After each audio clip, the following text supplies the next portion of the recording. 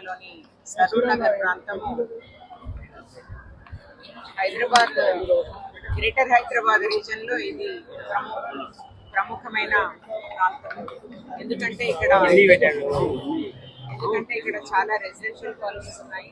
అంతకంటే మించి ఇక్కడ మనం సెక్యూరిటీ పరంగా చాలా హై ప్రొఫైల్ ప్రాంతం ఇది. మనకు ఇది వరకు జరిగిన ఇన్సిడెంట్స్ పరంగా ఈ ప్రాంతం ఎంత ఇంపార్టెంటో మనకు తెలుసు. అదే కాకుండా ఇక్కడ దాదాపుగా 30,000 మంది యంగ్ పీపుల్ నివసిస్తున్న రీజన్ ఇది. వీళ్ళందరూ కూడా టెంపరీ అకామిడేషన్స్ లో, అంటే నేను హాస్టల్స్ అని ఖచ్చితంగా చెప్పలేను, టెంపరీ అకామిడేషన్స్ లో ఏదైనా చదువుకోవడానికి కానీ రకరకాల పరీక్షలు రాయడానికి ఆంధ్రప్రదేశ్ నుంచి, తెలంగాణ నుంచి, అన్ని ప్రాంతాల నుంచి ఇక్కడ యంగ్ పాపులేషన్ ఉన్నారు. వీళ్ళందరూ కూడా ఈ ప్రాంతంలో పనిచేసే వాళ్ళు, చదువుకునే వాళ్ళు.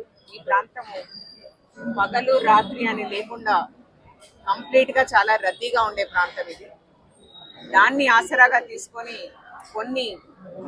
కొంతమంది, కొన్ని శక్తులు, కొన్ని గ్రూప్స్ ఈ పిల్లలను, తర్వాత ఈ యంగ్ పాపులేషన్ ని ఒక రకంగా డ్రగ్స్ బారిన పడడానికి, లేదంటే వేరే దురలవాట్ల బారిన పడడానికి ఇక్కడ ఉన్న వాతావరణము కొంత ఉపయుక్తమవుతుంది.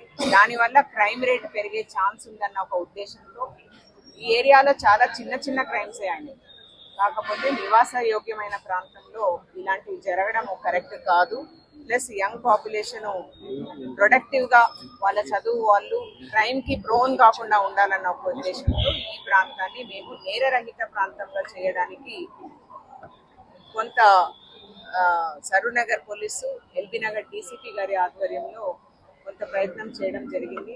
దానికి సిస్టమేటిక్ గా ఇక్కడ ఉన్న 630 హాస్టల్స్ కి సంబంధించి సెక్యూరిటీ ఆడిట్ నిర్వహించడం జరిగింది. సెక్యూరిటీ ఆడిట్ అంటే ఈ పర్టికులర్ హాస్టల్లో ఉన్న వాళ్ళు ఎంత సురక్షితము, ఆ హాస్టల్ ఎంత సురక్షితము, వాళ్ళ రాకపోకలు ఎంత సురక్షితము, వాళ్ళు ఏ పర్పస్కి అయితే వచ్చిండ్రో వాళ్ళ తల్లిదండ్రులకు వాళ్ళకు తెలుసా, అదే పర్పస్ కోసమే ఇక్కడ ఉంటున్నారా అన్న ఒక ఉద్దేశంతో మనము ఇక్కడ సెక్యూరిటీ ఆడిట్ నిర్వహించడం జరిగింది. దాంట్లో భాగంగానే ఇక్కడ 3,200 కెమెరాస్, నిఘా కెమెరాస్ ఈ ఏరియాలో పనిచేస్తున్నట్టు మనకు తెలుస్తుంది. ప్లస్ ప్రతి హాస్టల్లో కూడా మేనేజ్మెంట్కి ఎన్ని రిజిస్టర్స్, ఏ రిజిస్టర్స్ మెయింటైన్ కావాలి, ఎన్ని అవ్వాలి, అవ్వటం లేదు అన్న విషయం మాకు తెలిసింది. ప్లస్ ఈ పర్టికులర్ హాస్టల్స్లో ఉన్న ప్రతి యువకుడి యొక్క డేటాబేస్ పోలీస్ దగ్గర ఉండేటట్లుగా ఈ సెక్యూరిటీ ఆడిట్ నిర్వహణలో చూసుకున్నాం.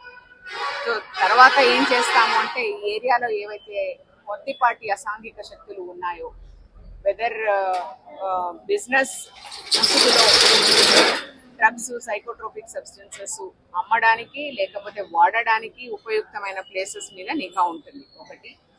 2, ఇక్కడ మైనర్స్ ని ఎవరైతే సాలిసిట్ చేస్తున్నారో, అంటే ప్రాస్టిట్యూషన్ యూజింగ్ మైనర్స్, దాని మీద కూడా కొంత ఫోకస్ చేయడం జరిగింది. 3వది, టైమ్లీ పోకుండా హాస్టల్స్ లో ఎవరైనా, అంటే పోకూడని వాళ్ళు కూడా హాస్టల్స్ లో తిరగడానికి ఛాన్స్ ఉన్న ప్రాంతాల్లో హాస్టల్ యొక్క యాజమాన్యం పైన కూడా మేము నిఘా పెట్టడం జరుగుతుంది.